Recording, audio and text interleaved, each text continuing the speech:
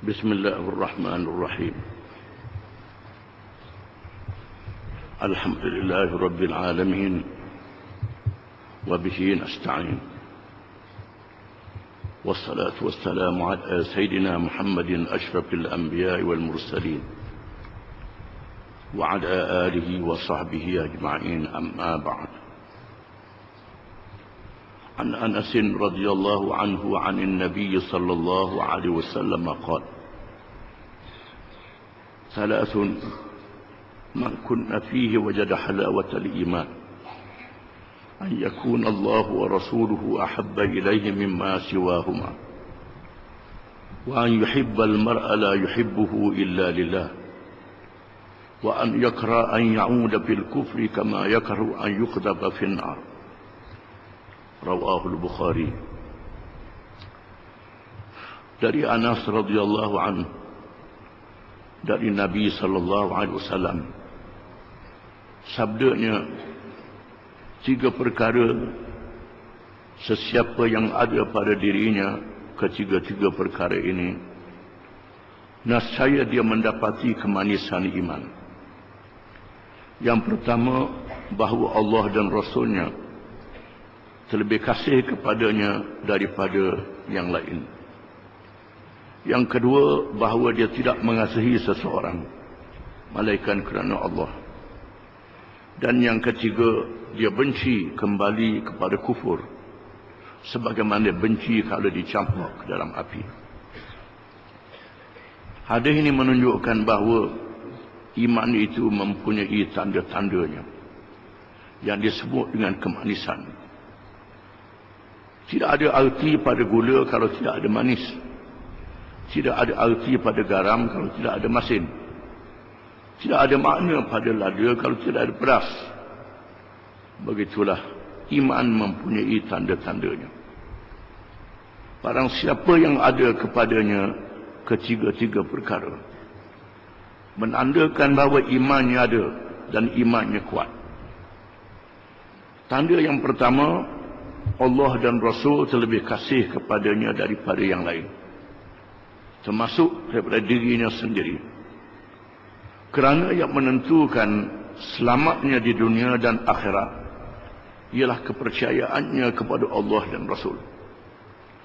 Bukan sahaja dia mengucap asyhadu an la ilaha illallah wa asyhadu anna Muhammadar Rasulullah.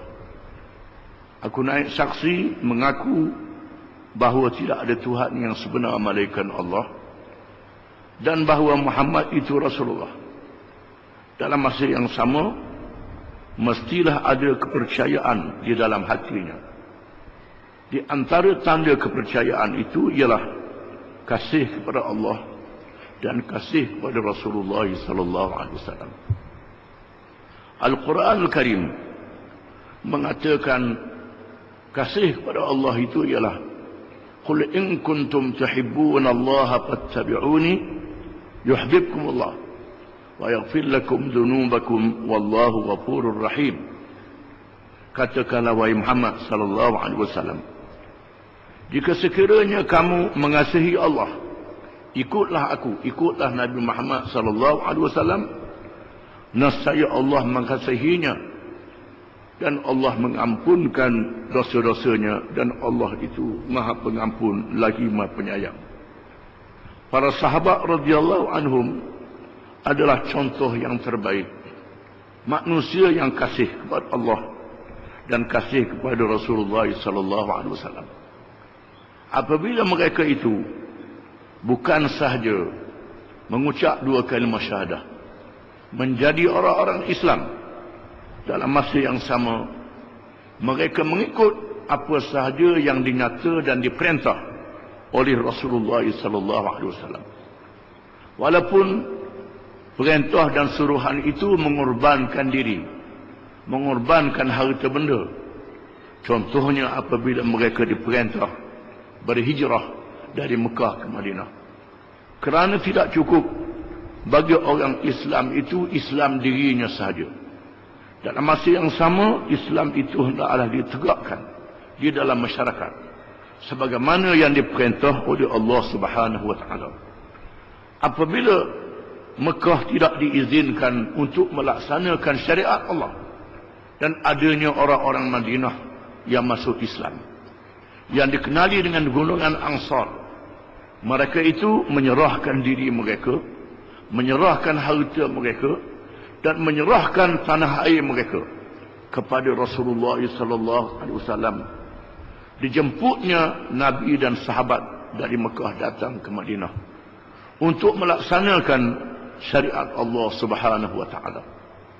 Perkara ini dinyatakan oleh firman Allah Taala, "Walladzina amanu wa hajaru wa jahadu fi sabilillah walladzina awaw wa nasaru ulaika humul mu'minuna haqqan lahum maghfiratun wa rizqun karim." Dan orang-orang yang beriman dan orang-orang yang berhijrah sanggup meninggalkan Mekah, meninggalkan harta dan keluarga sementara waktu, lalu pergi ke Madinah, dan sanggup berjihad, mengorbankan harta benda dan diri kerana menegakkan agama Allah Subhanahu wa taala. Dan orang-orang yang memberi perlindungan dan memberi pertolongan kepada saudara-saudara mereka yang berhijrah, iaitu orang-orang Madinah, yang menyerahkan diri, menyerahkan harta bagi menolong Nabi SAW dan sahabatnya datang ke Madinah untuk melaksanakan Islam. Mereka itulah orang-orang beriman yang sebenarnya. Bagi mereka keampunan dan rezeki yang mulia daripada Allah. Setelah mereka meninggalkan harta, Allah Ta'ala ganti dengan harta yang lain, rezeki yang berkat daripada Allah, di mana mereka menyatakan kecintaan itu dengan menunjukkan ikutan yang sebenar kepada Allah dan Rasulullah SAW. Yang kedua, tanda iman ialah kita tidak kasih pada seseorang melainkan kerana Allah. Di mana hubungan manusia di antara satu sama lain, hubungan keluarga dan anak beranak, yang dikenali dengan silaturahim, dan hubungan sesama manusia, kerana semua manusia daripada keturunan Adam alaihi salam. Kita disuruh kasih sesama manusia. Kita disuruh mengadakan hubungan silaturahim di antara keluarga sanak saudara kita. Dalam masa yang sama, kita juga disuruh kasih kepada sesama yang beriman. Di dalam ketiga-tiga perkara ini, kecintaan kerana Allah adalah mengatasi segala yang lain. Sekiranya keluarga bercanggah dengan Islam, ataupun manusia itu bercanggah dengan Islam, maka Islam hendaklah diutamakan, mendahului daripada segala-galanya. Kerana Islam yang menyelamatkan kita di dalam kubur sehingga hari akhirat. Manusia yang sayang kepada kita hanya sanggup menghantar di tepi lubang kubur saja, tidak sanggup dikambus sama dalam kubur. Oleh kerana itu, maka kecintaan kerana Islam kepada Allah, kerana Allah, hendaklah mengatasi segala yang lain. Kerana saudara yang beriman itu mendoakan untuk kebaikan kita daripada dunia sehingga hari akhirat. Adapun hubungan keluarga semata-mata, hubungan kemanusiaan semata-mata, dengan tidak ada landasan kerana Allah, maka sekadar itulah sahaja. Yang ketiga, setelah kita menjadi orang yang beriman, kita sayang kepada iman itu, takut menjadi kufur dan benci menjadi kufur, kerana kufur itu celaka yang paling besar selama-lama di hari akhirat. Dengan sebab itu, kita sayang kepada iman, sayang kepada Islam, dan benci kepada kufur, dengan menjaga diri daripada kekufuran, menjaga lidah kita, menjaga perbuatan kita, menjaga hati kita, supaya tidak terjun ke dalam kekufuran.